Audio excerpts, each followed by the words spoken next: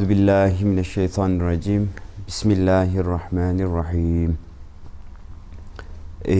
I would like to start our session with a poem from Mathnawi, from Rumi. These are 7 advices given by Rumi, and these are quite famous. So if you happen to be coming to Konya from Ankara, you will be traveling and you will see several billboards on the side, and in each billboard you will see one advice given by Rumi. And today I would like to start our session with these 7 advices, and later on we will go in depth. So the first one, he says, in generosity and helping others, in loving others, be like river. In compassion and in grace, be like the sun. In concealing others' faults, be like night. In anger and fury, be like a dead person. In modesty and humility, be like earth. And in tolerance, be like sea. Either be as you are, or be as you want to appear. So these are 7 advices given by Rumi, and in each line, in each verse, there is a meaningful lesson that Rumi wants to teach to other people. So let's go through each one of them. So in the first one, Rumi teaches us that our generosity and our help to others should be like river. It should be like river, ever-flowing river. And in some way, if you want to have enlightenment, if you want to have high level of spirituality, we need to liberate. We need to liberate other people. We need to be helping other people simultaneously. We need to be with them in generosity and in helping. And it's through helping others that one could attain enlightenment, one could attain and one could help oneself. And this generosity and helping others should be unconditional. It should be an unconditional generosity. It should be an unattached generosity, giving and helping others. And that's why it should come from a heart of unconditional loving and kindness. And the metaphor is like a river. It should be ever flowing. It should be continuous. It shouldn't be for a moment of time. It should be continuous. It should never stop. It should be like a river, ever flowing river. So in the second advice, Rumi teaches us, we have to forgive others' wrongdoings and bury our anger and hatred. When we look at anger and hatred, they usually arise from not accepting others and their apparent wrongdoings. And over the thousands of years, over the centuries, people have been fighting. People have been waging wars against each other. It's because of anger. It's because of hatred. It's because of enmity. And when we have wars only bring suffering to the people, and many, many lives are wasted. Many people die. And that's why only by foregoing anger and hatred and enmity that human beings, as human beings, we can free ourselves and we can be truly liberated from bondages, from anxieties, and from anger and hatred. So in the third line, in the third verse, he teaches us to be humble. Rumi teaches us to be humble as the earth and be tolerant like the sea. So when we look at the nature, when we look at the mother nature and earth, it's subject to all kinds of human pollutions, and it's subject to all kinds of human exploitations. However, Earth accepts all. It silently observes all elements and nutritions of life. And at the same time, it nourishes, it gives lives to all different kinds in the earth. So when we look at the rivers, in the same way, all rivers end in the ocean, and ocean doesn't reject any of them. Ocean accepts each and every one of them wholeheartedly. And that's why Rumi says, our tolerance, our passion for others should be likewise, should be like river, should be like sea and earth. And that's why modesty and humility allow us to put down our preconceptions and personal differences and preferences. And later on, our heart is then widely open. And at that moment, our heart is ready to take up and absorb knowledge from others. In the following verses, Rumi continues. He says, patience and tolerance are the prime virtues. These are prime virtues that every human being must possess. And when we go down to the last advice, he says, one has to appear as one is, or be as one appears. So be like the person, be the person who you like to be appear, or be the person who you are. Don't pretend. So in any faith, in any religion, in any knowledge, knowing without practicing will not bring fruitful results. Only knowing without practicing is not going to bring fruitful results. So when our outward appearance matches our inner self, then it means that we have actually put our knowledge and we have put our faith into practice and into action. And that's what Rumi is referring to. So if your outward appearance and your inward appearance must be equal, must be on the equal level. So it's the same with learning about Islam. So learning about Islam without practicing it, without practicing your religion, is only an academic exercise. Only when you practice it, then you become a truly Muslim person. Learning about Sufism without practice is only an academic exercise. So only practicing Sufism, only practicing that knowledge makes one a genuine Muslim. So this is a short explanation on 7 advices from Rumi. So when we look at Mathnawi, Mathnawi is full of short stories. Fables are usually known as short stories, and they have talking animals as the main characters.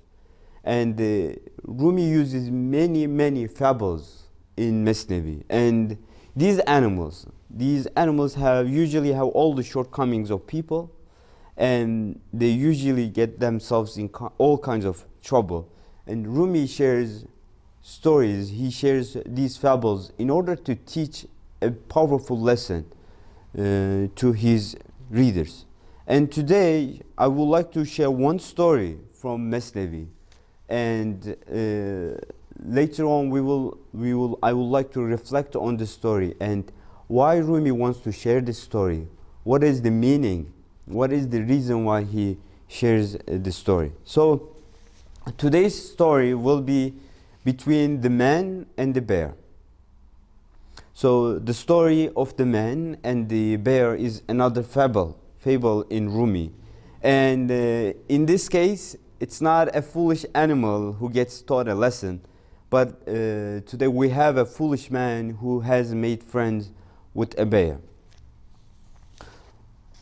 So one day a hunter goes to the forest, and in the forest there's a fight between a bear and a dragon. And when the hunter sees that the dragon is about to kill the bear, the hunter goes next to the bear and saves the bear from the dragon. So Rumi says, for the man who saved the bear from the dragon's mouth, the bear became a sort of pet. So the life of the bear was in danger. He was about to be killed by the dragon, and the hunter comes in and he saves the life of the bear. And after saving his life, the bear feels thankful. He feels very thankful for the hunter, and he starts thinking, what can I do for this man? What can I do for this man? And the bear starts acting like a pet. He starts following the man. Rumi says, the bear became a sort of a pet. So like a donkey, like a horse, like a cat, like a dog, the bear became a pet for the hunter. He follows him all his travels.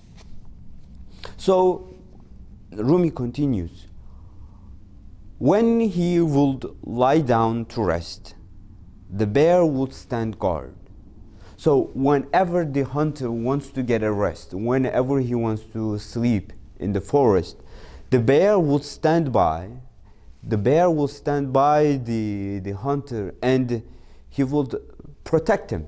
So he will protect him from any possible attack. And he will stand guard. He will not fall asleep. He will stand by the hunter and he will stand up. So one day, the man and his bear were walking down the street, and a certain friend passed by. And he said, "Oh brother, how did this bear get connected to you? How did you guys become friends? How did you become friend with a bear?" And the hunter shared this story. He said, he told the adventure with the dragon. He told the adventure, and he told his friend that how he saved the life of the bear from a dragon. And the friend responded, "Okay, my friend, it's a good action. It's a good action that you saved the life of the bear, but don't forget what your companion is. The friend that you have is not a human being. I recommend that you choose one of your own kind. So don't be friendly with the bear. If you are looking for friends, choose one of your kind. Choose one friend from human beings." And the hunter started thinking about his friend's advice. But he was certain that his friend was jealous of him. He felt that the friend was so jealous that he wanted to keep the bear away. And he got quite angry. And he said, "Oh, you're jealous. You are jealous of my unusual helper. Why are you jealous of me? Look at the sweet devotion. Look at the bear and look at how sweet devotion he has to me." But the friend was not convinced. The friend was not still convinced, and he still wanted to give advice to the hunter. He said, "Please, my brother, please don't go into the forest with this bear, with this animal. If you're looking for a friend, I can be your friend. Let me go with you. Leave this animal out. He will give danger to you. He will harm you in the future." But the hunter was not convinced. He still believed that this friend was jealous, that he had a bear with him as a pet.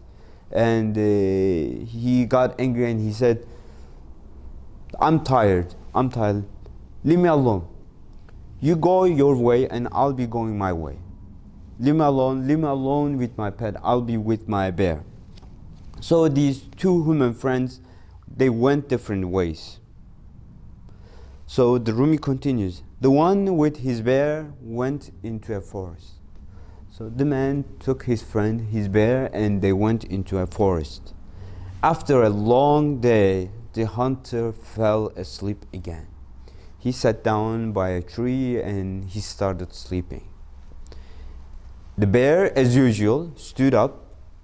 He wanted to protect the hunter. He stood over him. But on that day, there were so many flies in the forest, and they were kept coming over the face of the hunter. They would come over and land on his hair. One of them would come and land over his face, and the bear was disturbed. He wanted to keep the flies away. He wanted to wave them away. And whenever one fly came, he wanted to wave them away. But one fly kept coming back. He kept coming back. And this irritated the bear.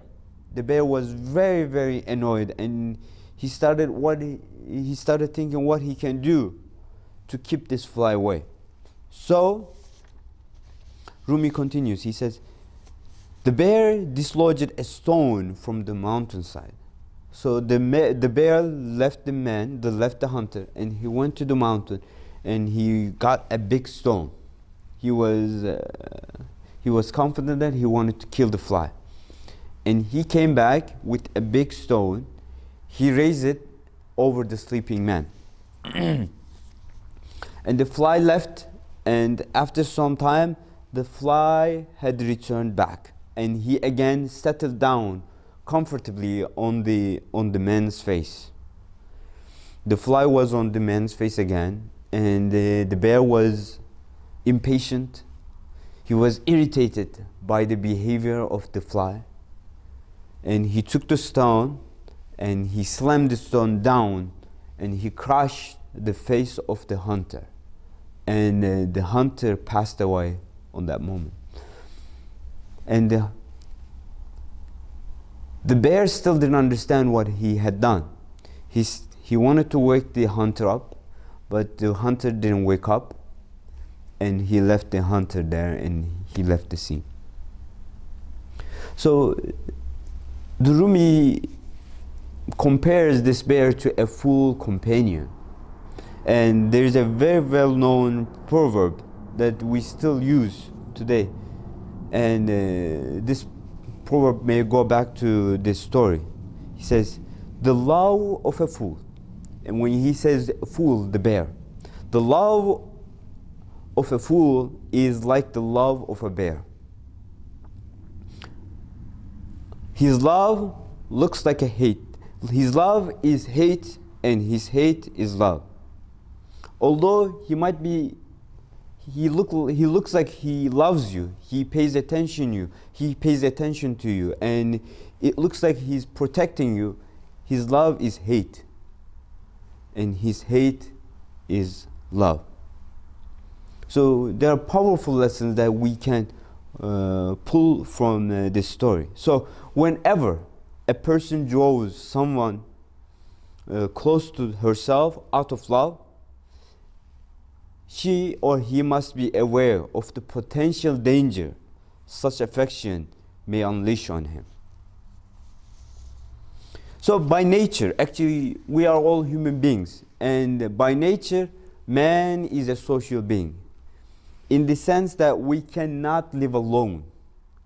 We need to live within the community. We need to live within the society. We need to live within a family. We need to have friends. We need to have associates that will help us when we are in need. And that's why Rumi shares these stories, and he talks about choosing our friends wisely. And these stories that Rumi shares in his Mathnawi, these fables that he shares in his Mathnawi, have strong connections back to the teachings of the Quran, and they have strong connections with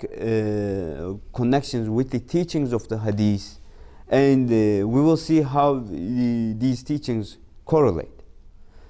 And the Prophet would say, "Utitu jawami' al-kalam." I was given the concise of speech.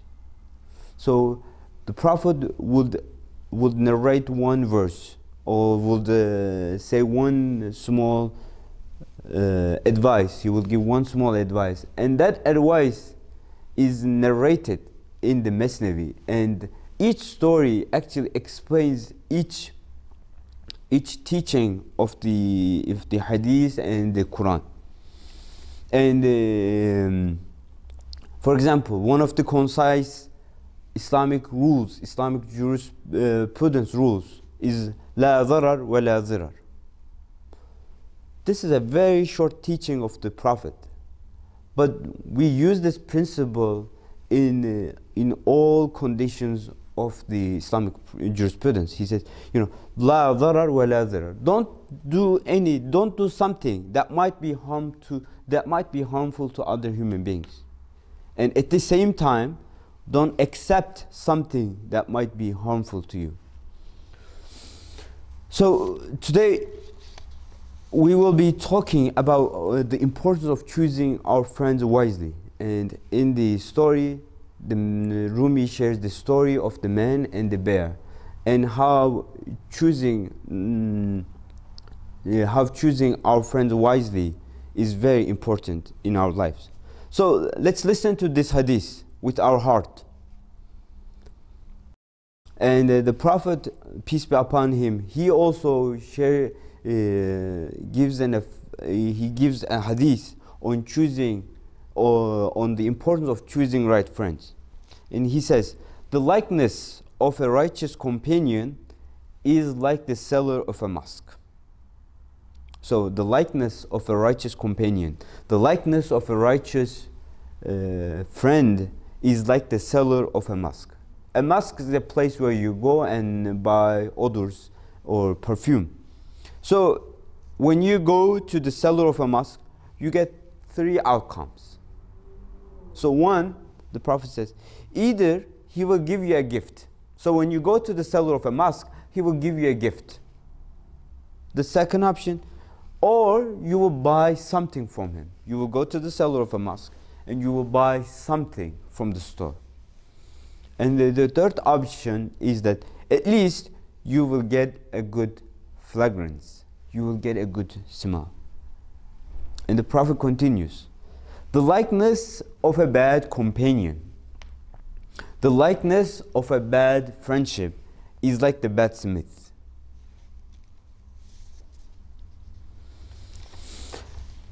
So when you go to the blacksmith, either you will get your clothes burned down, or you will get a bad odor, bad fragrance, bad smell.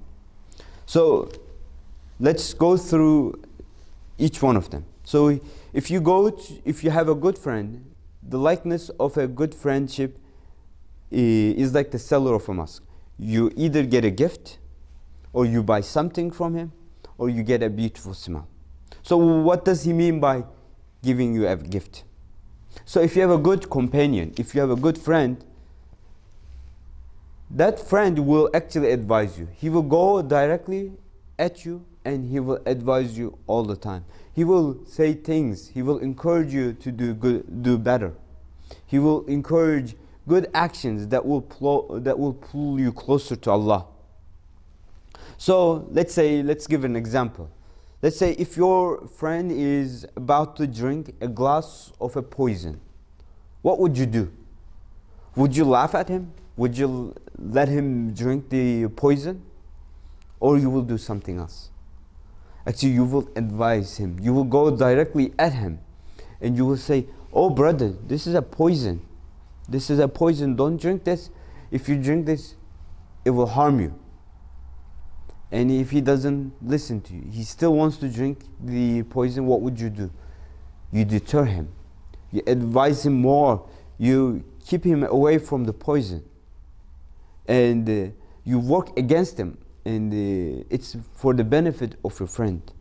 And this is all free of charge. So this is the first one. When the Prophet says, when you go to the cellar of mosque, he will give you a gift. This is the gift. So if you have a friend who advises you regularly on good actions, this is the gift. This is the gift of having a good friend. He will keep you away from wrong things and he will always encourage you to do good things.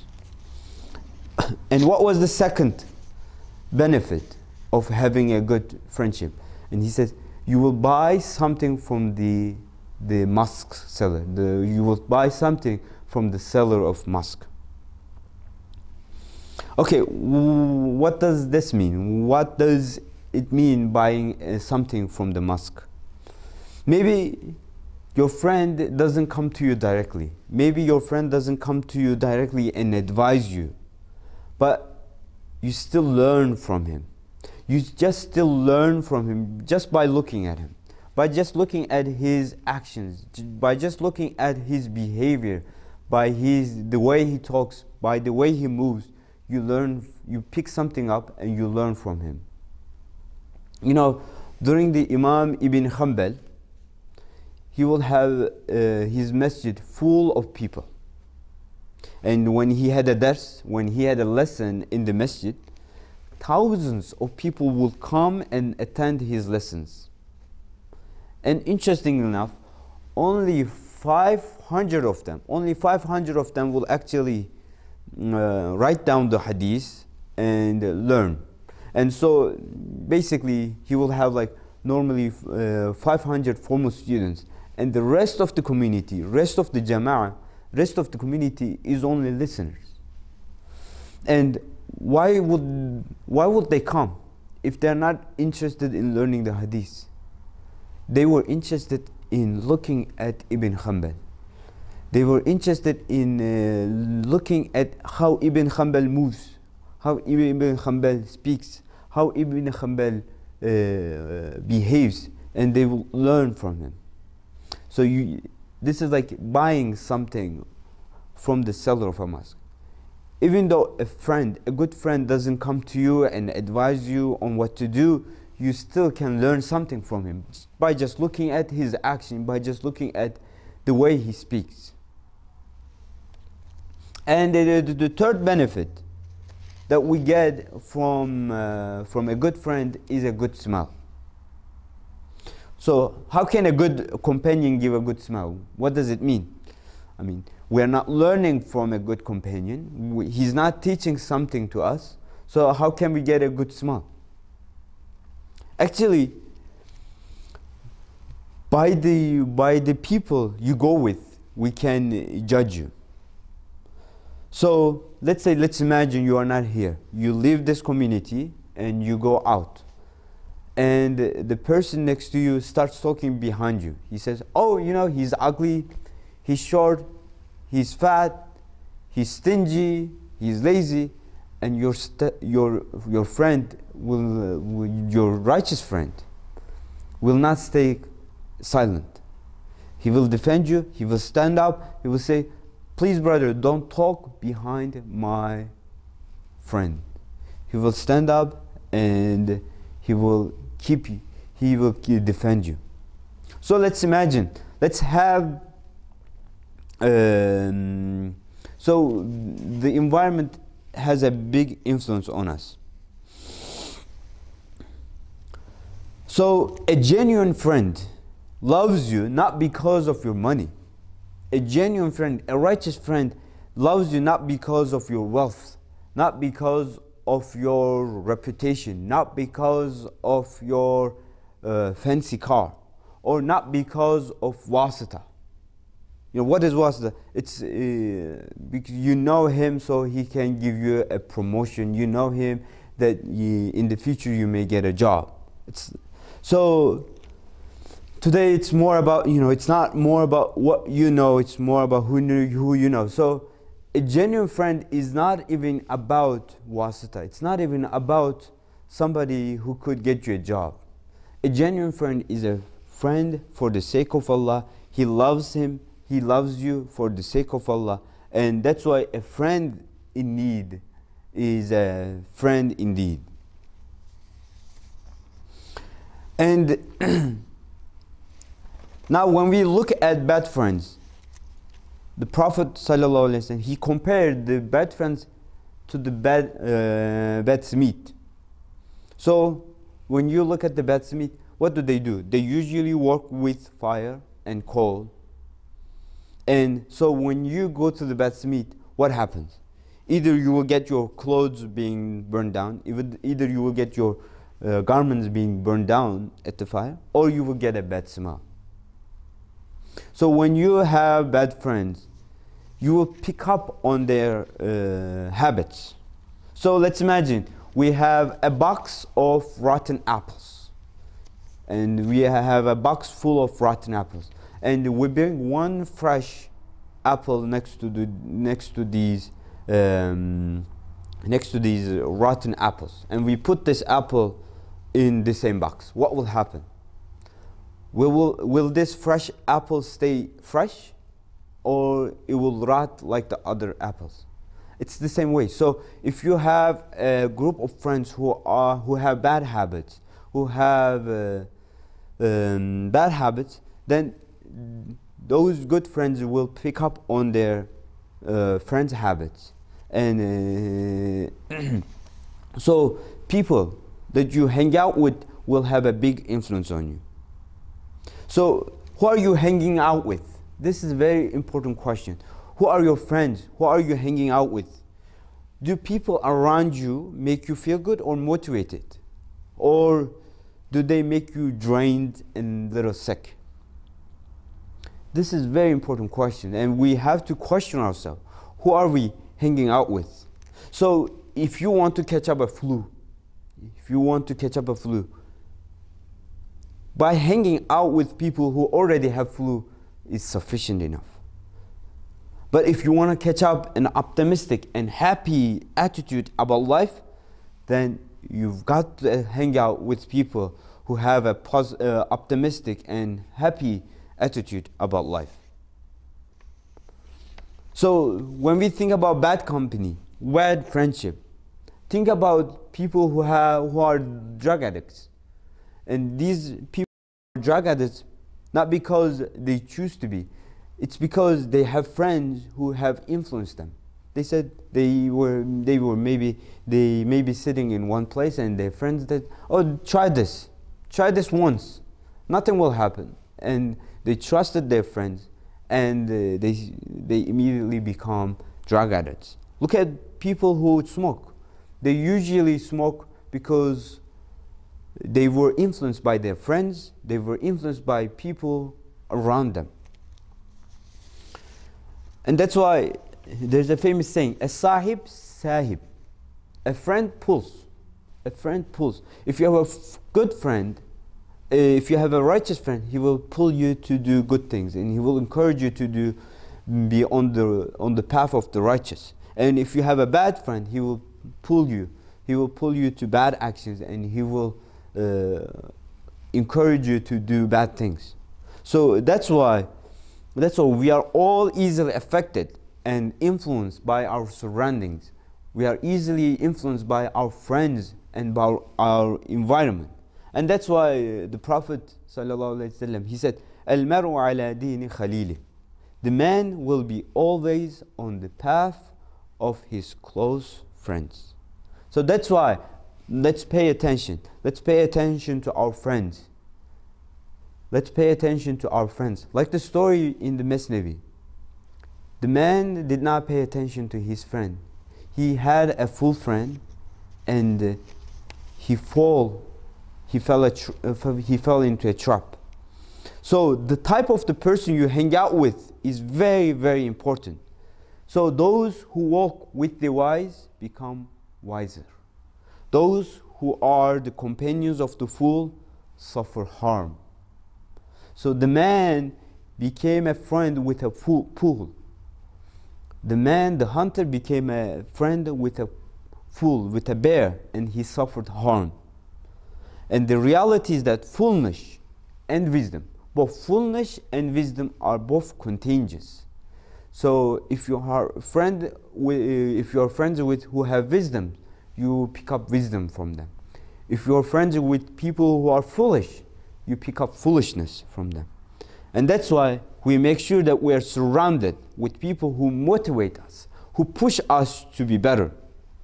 And that's why if you have deeper desire for Lord, for Allah and prayer, then hang out with people who are already walking on that path. And you will also begin to pick up from their excitement, from their joy.